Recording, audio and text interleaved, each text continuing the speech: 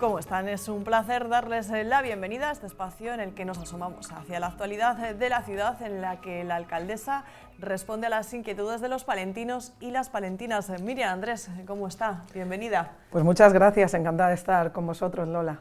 Bueno, como siempre decimos prácticamente cada mes, pero especialmente, ¿no?, pues un diciembre muy ajetreado dentro del consistorio palentino, ¿no? Hay muchas cosas que rematar de cara al final del año, al final de 2024. Siempre en las administraciones públicas el cierre del año es muy complicado por los debates que conlleva, que ya es el presupuesto, ¿no?, tanto el de ingresos con las ordenanzas como el de gastos con el borrador de presupuestos y, hombre, todo el cierre de la contabilidad, la Navidad, todo lo que se organiza dentro de las paredes del ayuntamiento, que no es poco, y que, bueno, lejos de tener un diciembre calmadito, pues estamos teniendo un diciembre muy movido, que cuando llegue Nochebuena y estemos ahí en familia no nos lo vamos a creer, ¿eh?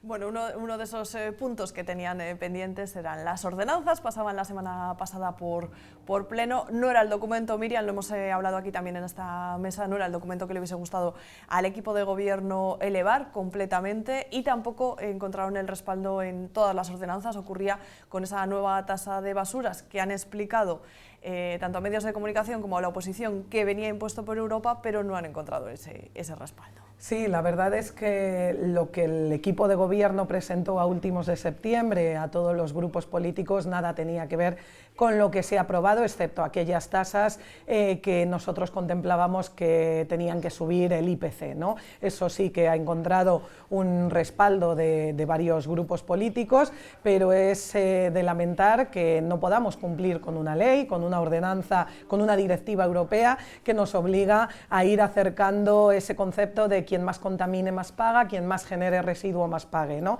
Nosotros creo que habíamos intentado hacerlo, bueno, pues de la mejor forma posible, en base a un acuerdo de muchos tesoreros que se reunieron de Castilla y León, viendo un poco de dónde podía venir esa cuota variable. Habíamos establecido el consumo del agua, como otras ciudades habían establecido el número de empadronados en cada domicilio o la zona de la ciudad donde viven, ¿no?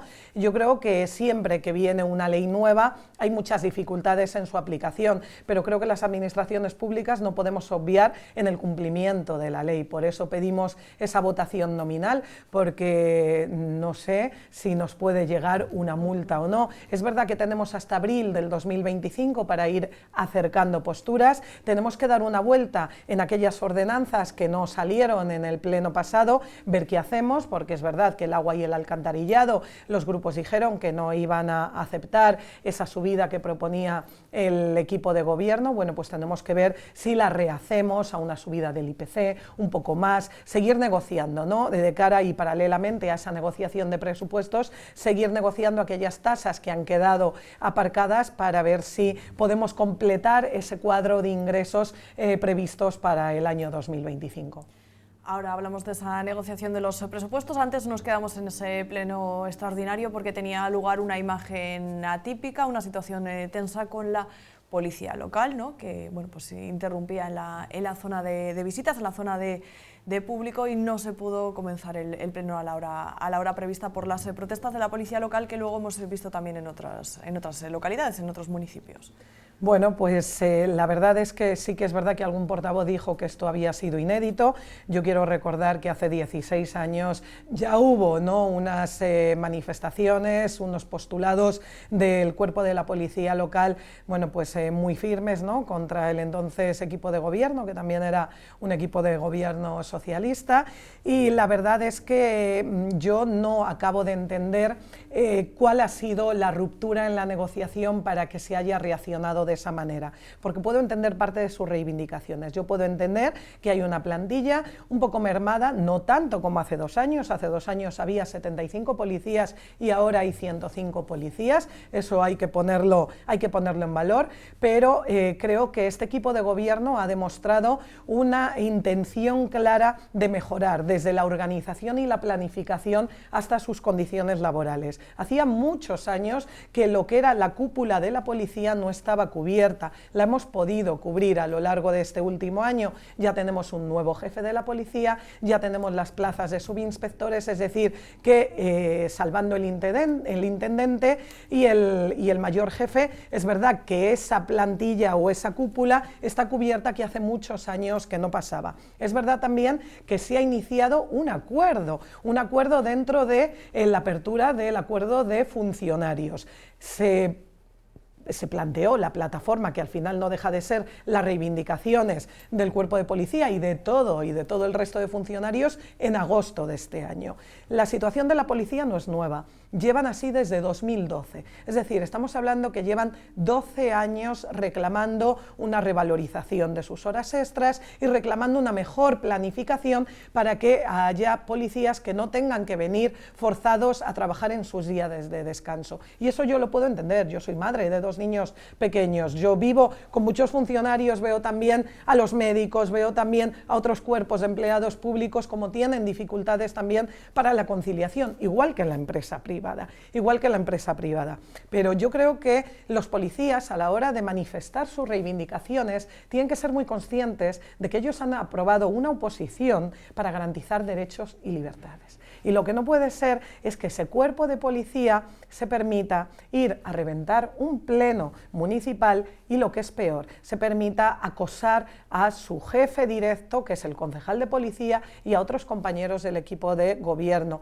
haciendo un escrache, siguiéndoles, haciendo salirse de un bar y acosándoles e insultándoles. Por lo tanto, yo eso no lo puedo tolerar. No lo puedo tolerar como no se lo toleraría a ningún ciudadano, pero a un funcionario, a un empleado público cuyo objetivo es garantizar los derechos y libertades, no puede ser que tú, en tu reivindicación justa, vayas a coartar los derechos y libertades de tus superiores, ¿no? Por lo tanto, eso no lo puedo valorar, como no puedo valorar que hayan planteado públicamente una huelga de celo. ¿Qué es una huelga de celo? Pues es decir, nos vamos a poner malos todos el día de la San Silvestre. ¿Por qué? Porque eso es un fraude, y es un fraude a la seguridad social que pagamos todos. Miren, yo soy la alcaldesa del Ayuntamiento de Palencia, es una empresa, el Ayuntamiento es una empresa cuyos accionistas son los ciudadanos palentinos, los que cobran mucho, los que ganan mucho y los que también ganan poco, y los que difícilmente llegan a fin de mes.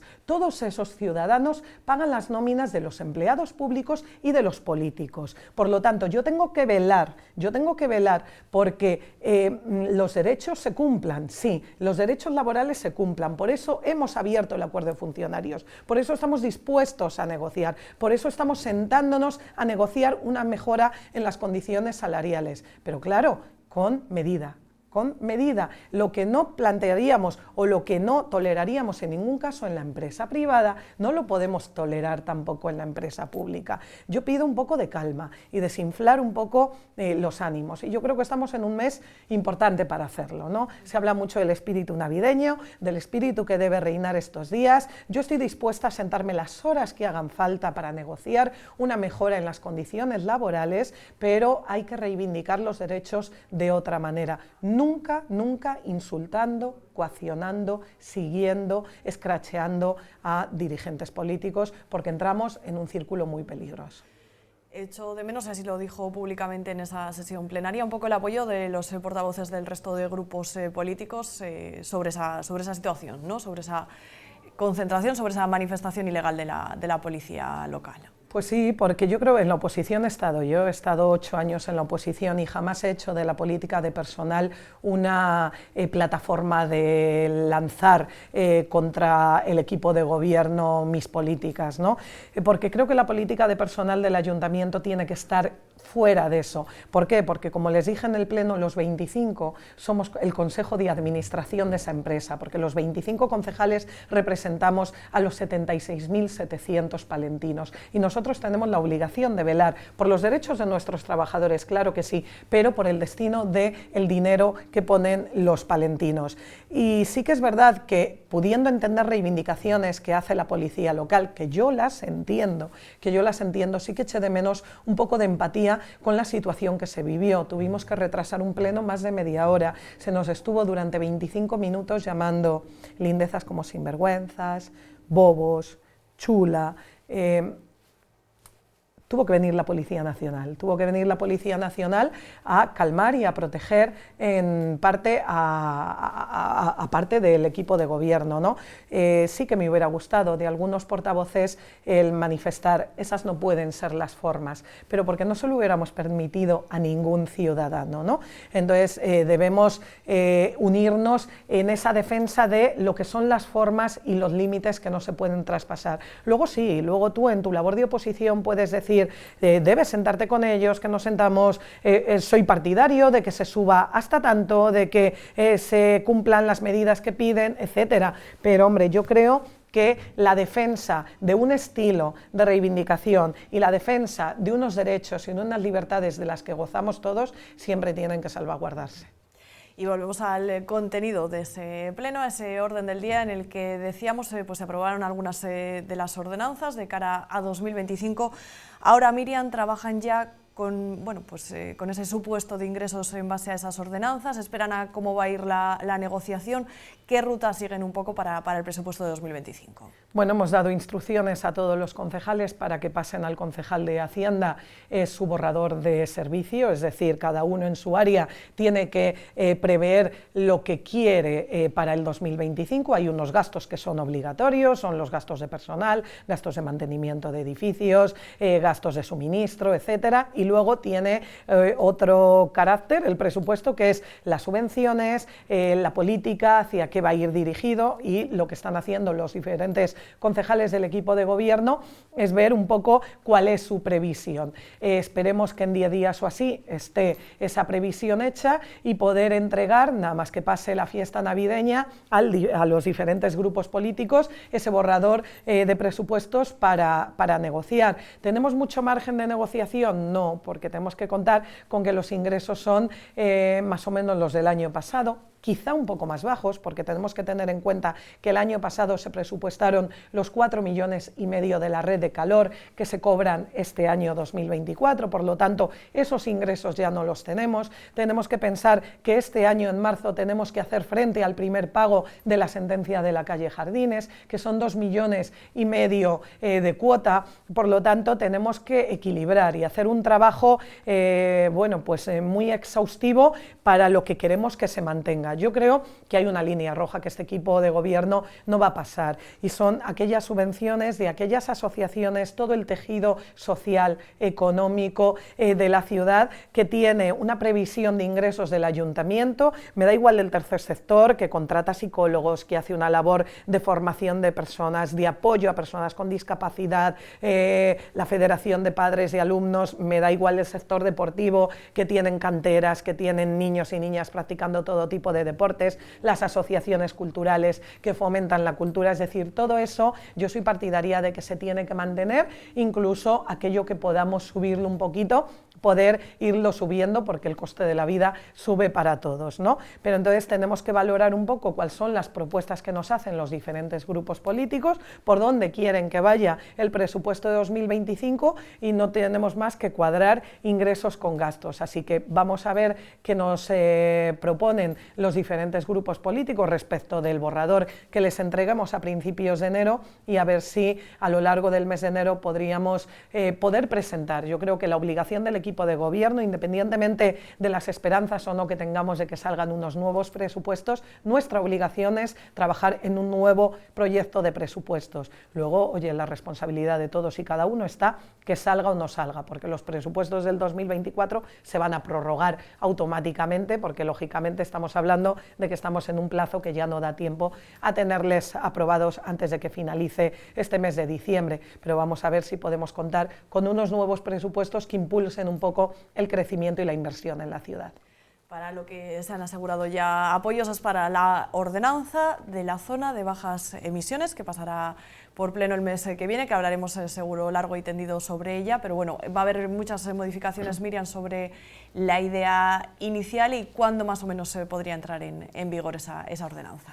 Bueno, pues la verdad es que es otra de las ordenanzas que no van como al equipo de gobierno le gustaría, pero eso se lo dije en el último pleno a algún portavoz. Nosotros gobernamos en minoría y tenemos la obligación de buscar acuerdos, porque aquí teníamos dos opciones: o tener una ordenanza de zona de bajas emisiones menos restrictiva de lo que al equipo de gobierno le gustaría. Somos conscientes de que la contaminación mata, de que las ciudades tienen que ir hacia otro modelo, mucho más cómodas para los peatones, sacando los vehículos del centro, tanto en tráfico rodado como en aparcamientos. Tenemos una ciudad muy cómoda para poder hacerlo, tenemos parking disuasorios en todo el centro que muy pocas ciudades tienen a un precio muy razonable. Por lo tanto, nos hubiera gustado plantear una ordenanza de zona de bajas emisiones un poquito más restrictiva para irnos acercando a ese modelo de ciudad en el que los socialistas creemos. He leído críticas de Ecologistas en Acción, de algunos colectivos, diciendo que al final va a ser muy laxa, y es verdad, yo no puedo decir nada en contra,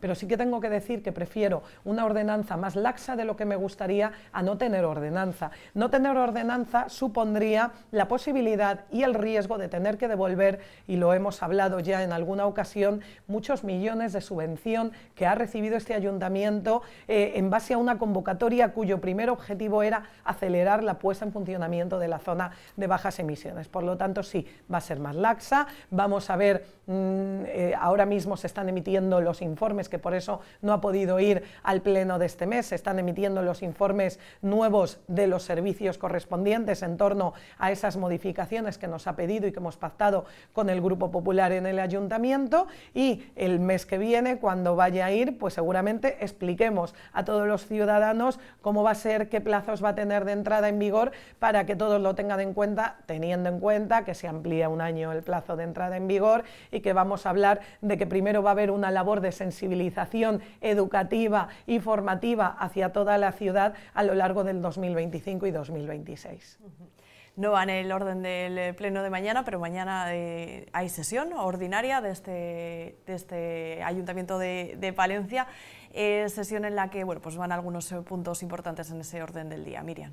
Bueno, sobre todo van cierres, porque estábamos hablando de la modificación el cierre contable del año, ¿no? Y es verdad que los plenos de fin de año llevan muchas modificaciones presupuestarias, lleva algún expediente de modificación de créditos y lleva el cierre contable de la intervención y los servicios de intervención sobre el estado de ejecución del trimestre, ¿no? Por lo tanto, podría ir más intenso, porque es verdad que el pleno de diciembre, para mí lo razonable sería que llevara el borrador de presupuestos, porque estaríamos obligados a ello, pero son plazos que no podemos seguir. Yo lo decía en el anterior pleno, cuando hay un gobierno en minoría no jugamos con nuestros plazos, jugamos con los plazos que nos van marcando un poco los diferentes puntos de acuerdo de los grupos políticos, ¿no? Por lo tanto, bueno, pues vamos un poquito más atrasados de lo que a mí me gustaría en la consecución de algunos acuerdos, pero el caso es que